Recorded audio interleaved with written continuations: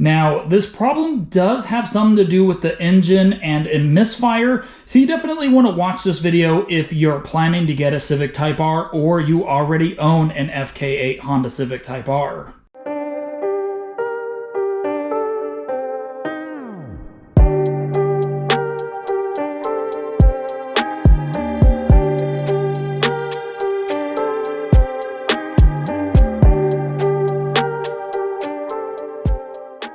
Welcome back, JDM fam. Today we're talking about the FK8 Honda Civic Type R and a problem that I have read about and I've actually heard about, but I haven't noticed many people talking about it.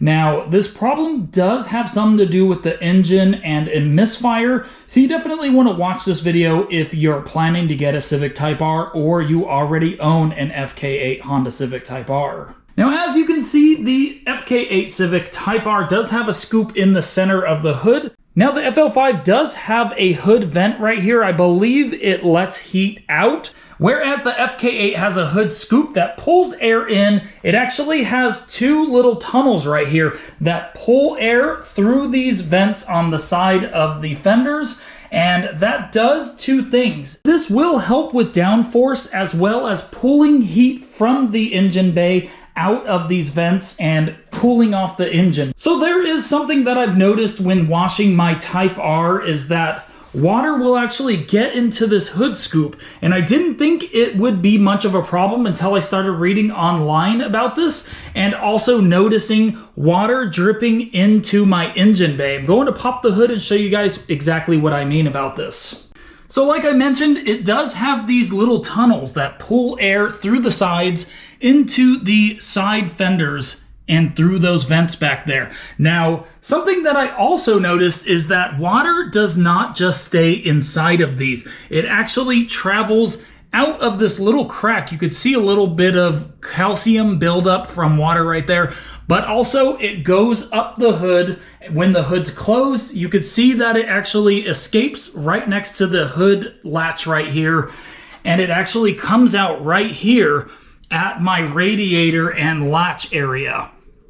Now, this is not very concerning to me right here, but one thing that is concerning is that it actually gets on the valve cover, as you can see right there. Now, I've read online, I'm not sure if this is actually true. I did read in a forum that someone went to Honda who had this issue, and Honda told them that the 17 to 2019 Civic Type Rs actually have this problem, and the 2020 and 2021 Civic Type Rs might not, because they have a redesigned valve cover that won't let water onto the spark plugs. Let me know if you guys know if this is true. I thought I would mention it in this video anyways. There are people who have reported of water getting into their spark plugs and corroding them. I have noticed water was getting on my valve cover right there.